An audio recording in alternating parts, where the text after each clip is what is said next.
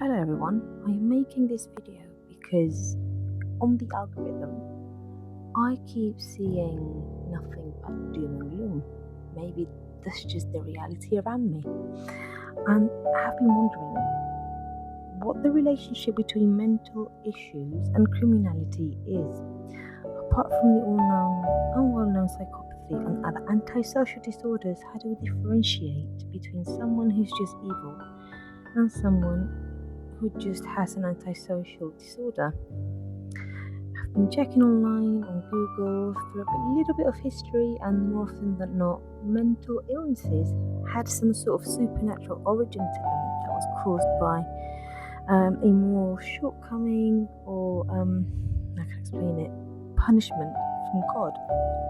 And many people that suffered were sadly misunderstood and could not resort to any sort of empirical evidence or science to explain their suffering because there was simply none.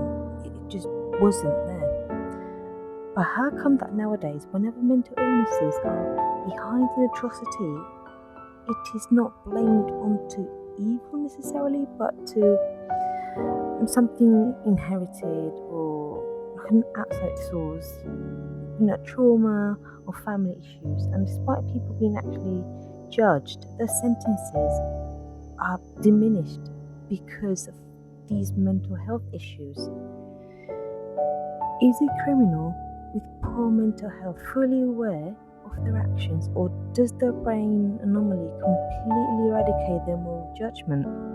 And I know this is a tricky thing to ask, but where do we really draw the line? My grandfather was a very wise man, and as wise as he was, he would always say, how come criminals with mental issues never sweep roads free or do community work for the sake of others, among other things that could be beneficial for society? A quick Google search has given me reasons such as diminished responsibility, as some mental problems can impair rational thinking and behavior. This also depending if the person is insane. That's another tricky one as well. Two examples of this would be schizophrenia or bipolar disorder during a psychotic episode. So, as I said, it is a very blurry line, and I know there are psychologists and professionals that are responsible for diagnosing a person, but don't you think this has been overly used? While the justice system recognises that punishing someone with severe mental illness, the same way as a fully competent person might be inhumane or ineffective, no system is free from greed and corruption, and could this be used to lessen sentences that deserve its full punishment? How many cases do you see of criminals using the insanity excuse just to get lesser sentences? One obvious, but could I really say this, but not so obvious demonstration of this would be knife crime that particularly affects certain segments of society. And you usually see excuses such as raw violence or people coming from a culture who may function upon dynamics of power and strength rather than dialogue. It's usually blamed on that, the trauma that they suffered and what they saw their parents doing or go through. So, in an overly diplomatic and accommodating society such as the one we live in, I ask myself and those who might listen to this video, what would be a humane treatment for those people? Would locking them indefinitely in an asylum be more appropriate? And if they are foreigners, would deportations be fine? So we need to start re-questioning morality, because I do see that things are getting out of hand, and it's usually the victims that lose. All the questions that I've asked seem very reasonable, but all I see is, especially with men of my age, sharp object, because, YouTube, sharp object crime that the own mayor of London stated some time ago that they're just part and parcel of living in a big city. and it's just abhorrent, it's just horrible. When I used to live in Woolwich, South East London, there was a neighbour who was stabbed in a house right in front of mine, and another set alight a Molotov cocktail with petrol, in which an old woman sadly perished. Now, what pushes a person to do something like this? And this goes to the main question: how mentally ill do you have to be, again, to take someone's life, if not either in self-defense or an eye for an eye justice, in which you get some sort of earthly justice to satiate the pain? We live in such a crap world where the youth have completely lost their faith in the future. I am one of them.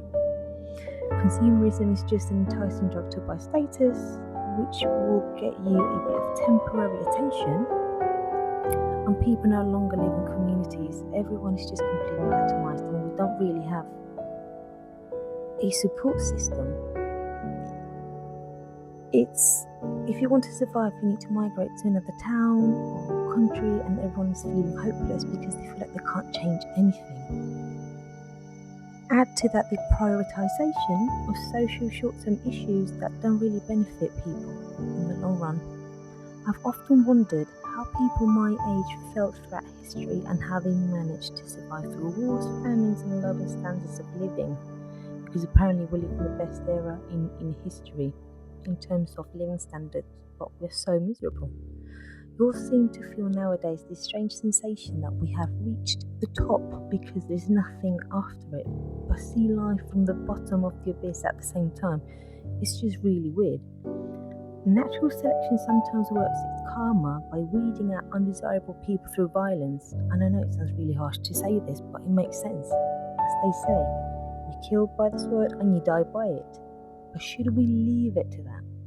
The apathy explained previously works against the most basic desire to have fairness and balance. Let's go of justice. All we have is people not being jailed for life or facing capital punishment for taking a life, and Parliament discussing the option for people to take their own lives through self-deletion because death seems to be more manageable than life. And that's for some people that just can't take it anymore because they don't see anything improving around them, which is really, really sad. The unbreakable glass door freedom from the daily grudges of life is only one monthly salary away from being broken, and once it is, you find yourself so free from everything, you have nothing, and end up in the streets, or you wake up every day counting the milestones of your own life through days off, holidays, and other bullcrap, or the latest pop song on the radio. And then you have breaking news. That's just another demoralizing tactic that doesn't really work in encouraging people. The last bit of unspoken social contract, where the lives of good moral people are undervalued by institutions and the media, but sacrificed by the self-righteous shock value, whereas evil is rubbed onto your face and forgiven because we all deserve a second chance. We face the ungodly injustice from those who are meant to protect us and the other lot who see no value in honour nor love. And you see this with the poor girls that were raped by the grooming gangs. It's just nothing's happening. Nothing. And it really boils my blood. It's just disgusting. So, what else did I want to say? I have written my notes here. How sad that many deaths are only remembered by online articles. That's another thing. You lose your life, and it's just so sad because they write an article about your death, and it just gets forgotten in a little corner of the internet. Funny how we have to struggle to be born and fight, to be alive, to be welcomed by the eternal unconscious void that is death, and society not giving two shits about you.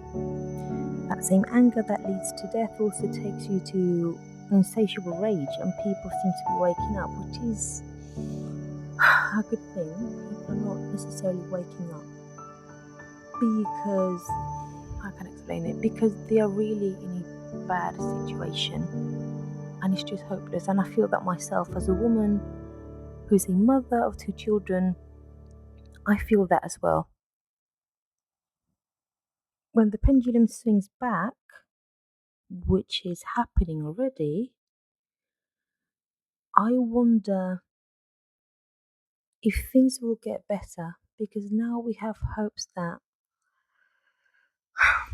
by being radicalized, things will change for the better, but I just don't really trust the politicians or the elites for that matter. And I am worried. I do hope that we see a little bit of change at least, but I don't have my hopes up. So, uh, please remember this.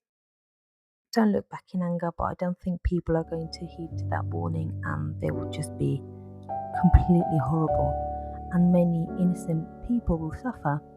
But that's what happens when you're not being heard and when you're not being looked after.